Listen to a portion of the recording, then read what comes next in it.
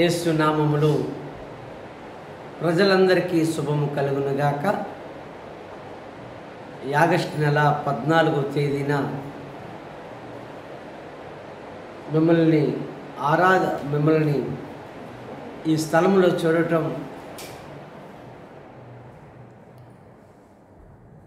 దేవుడు నాకు ఇచ్చిన భాగ్యముగానే నేను ఎంచుకుంటూ ఉన్నాను. ఈ ప్రాంత ప్రజలందరికీ కూడా శుభములండి. దేవుడు మిమ్మల్ని మీ కుటుంబాలను తన ఆధీనంలో ఉంచి మీరు అడిగిన వాటిని ఆయన ఇవ్వాలని కోరుకుంటూ ఉన్నాను. మనిషి అడగాలి, అడిగితే ఆయన ఇస్తాడు. అడగకపోవటమే పొందుకోవట్లేదు. నేను ఇస్తేరక మాట వాడింది నిజమే. అడగకపోవడం వల్ల కొన్నిసార్లు పొందుకోలేకపోతూ ఉన్నాము. అడగటం అంటే నిరంతరము అడగాలి. ఒకరోజు అడిగి వదిలిపెట్టకూడదు. అది అయ్యే వరకు, అది జరిగే వరకు అడుగుతూనే ఉండాలి. బైబిల్ గ్రంథాన్ని మనం పరిశీలిస్తే మీరు నా నామములు ఏది అడుగుతారో అది మీకు ఇస్తాను అంటాడు. మనము గమనిస్తాం. అలాగే అడుగుడి మీకు ఇవ్వబడును అని మత్తయి సువార్త 7వ అధ్యాయం 7వ వచనంలో చూస్తాం. అంటే అడగడం అనేది ప్రార్థనలో దేవుని వద్ద మన అవసరతను తెలియచేయటం, మన అవసరత ఏముందో అది తెలియచేయటం. బైబిల్లో ఈ మాటలను మనం గమనిస్తే యోహాను సువార్త 14వ అధ్యాయం 13, 14 వచనాల్లో రాయబడిన మాట, మీరు నా నామమున ఏ అడుగుతారో నేను అది చేస్తాను అంటాడు ఆయన. మార్కు సువార్త 11వ అధ్యాయం 24వ వచనం అంటాడంటే, మీరు ప్రార్థనలు ఏం అడుగుతున్నారో అవి పొందుకున్నామని విశ్వాసం ఉంచండి అంటాడు.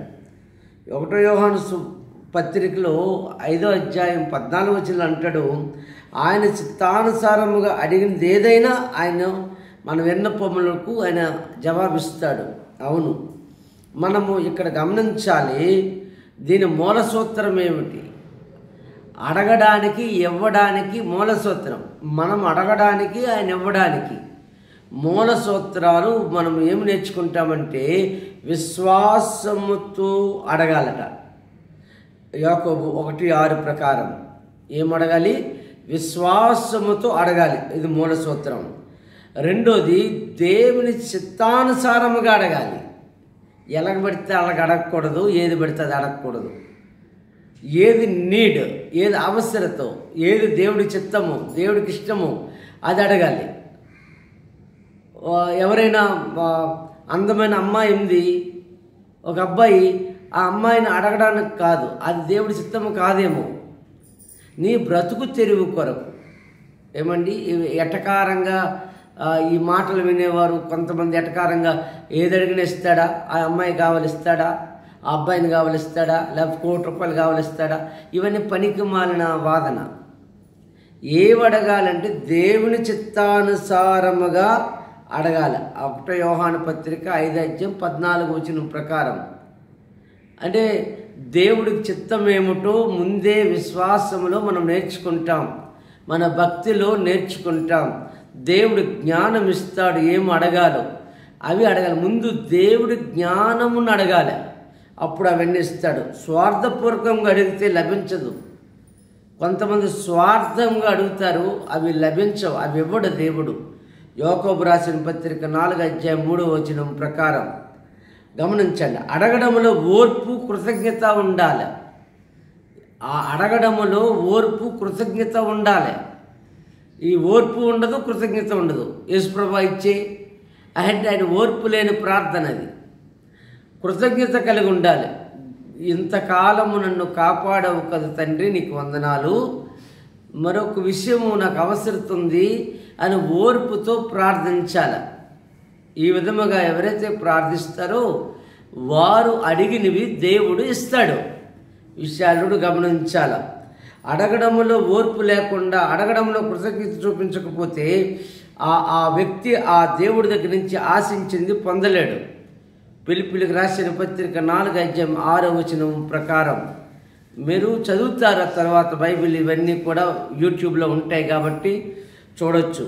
మీకు ఇష్టం, మనకిష్టమైనవి ఆయన ఇవ్వాలంటే ఆయనకి ఇష్టమైనవి మనం చేయాలి. ఈ విషయాన్ని గమనించాలి. యేసు మాటలు లేకపోతే దేవుని మాటలు మన జీవితానికి ఒక ఆహ్వానము, మరి హామీ. ఆహ్వానం అడగండర్రా అంటే ఆహ్వానం, ఇస్తానన్నది హామీ. ఈ రెండు విషయాలు గమనించాలి. దేవుడు ఏం చేస్తున్నాడు? అడగమని ఆహ్వానిస్తూ ఉన్నాడు, ఇస్తానని హామీ ఇస్తూ ఉన్నాడు.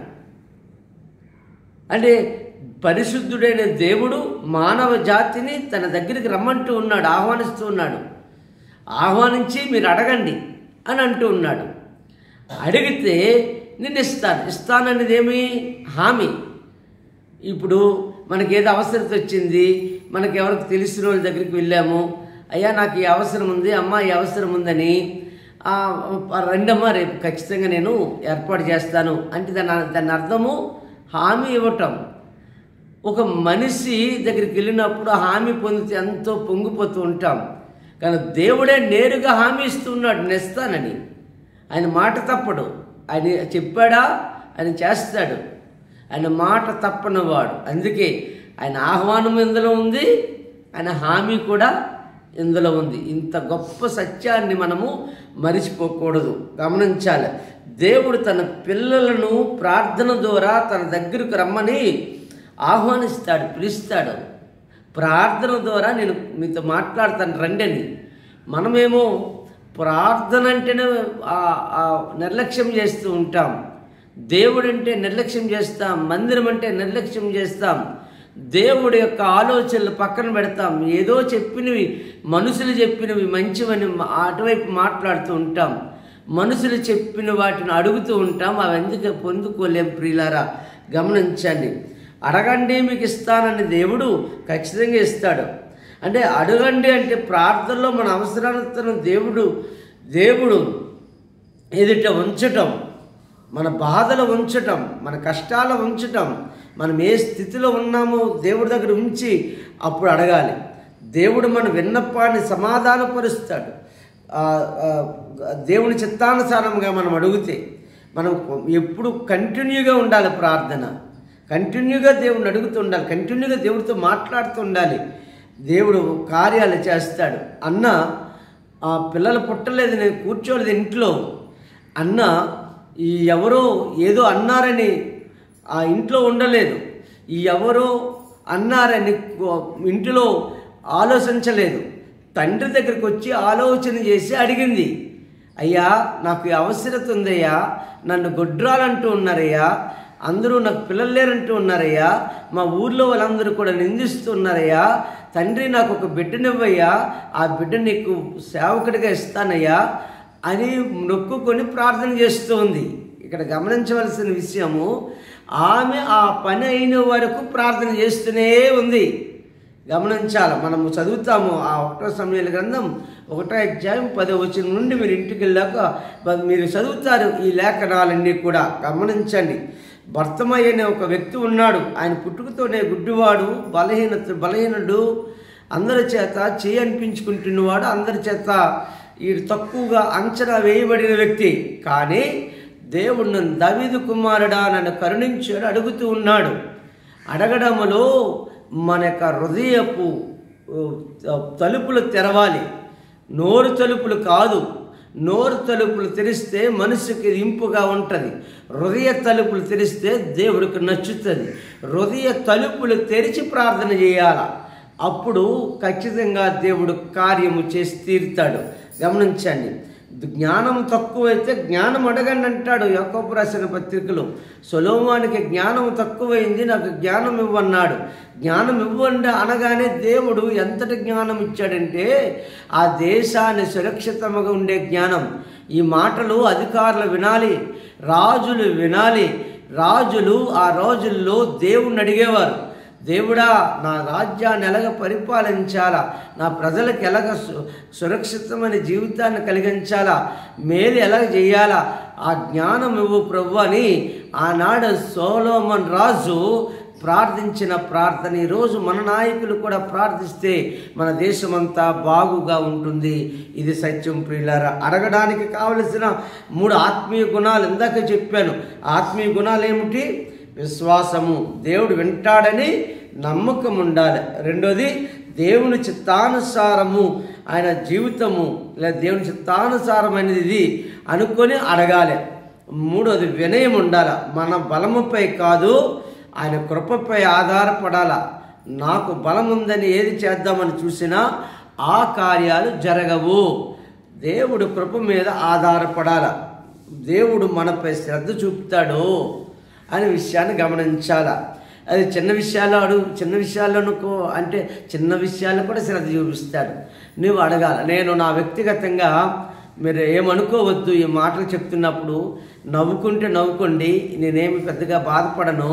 నేను జస్ట్ చిన్న చెప్పులు కొనుక్కోవాలంటే దేవుణ్ణి అడుగుతాను, ఏ రకమైన చెప్పులు కొనుక్కోవాలని. చాలామందికి ఇది ఏదో చిన్నగా అనిపించవచ్చు. అంటే నాకు సూట్ అయిన చెప్పులు ఇవ్వు ప్రభువా, అంటే అలాగే నాకు ఏదైనా సూట్ అయినది ఇవ్వు తండ్రి అని అడుగుతూ ఉంటాను. చాలామందికి ఇది వినేవారికి ఏదో ఏంటి పాస్టర్ గారు చిన్న విషయాలంటే, అవును, చిన్న పెద్ద అవసరం ఏదైనా ఆయనకి ముఖ్యమే. తన బిడ్డలకి చిన్నప్పుడు మన పిల్లలు సెట్ చేస్తారు. మన పిల్లలకి ఏదైనా కొనేటప్పుడు వాళ్ళు అడగరు, వాళ్ళకి ఏది సెట్ అవుతుందో మనం కొనిసి పెడతాం. వాళ్ళకి ఏ జుబ్బా అవసరమో, వాళ్ళకి ఏది అందంగా ఉంటుందో ఆ చెప్పులు కొంటాం చిన్నప్పుడు.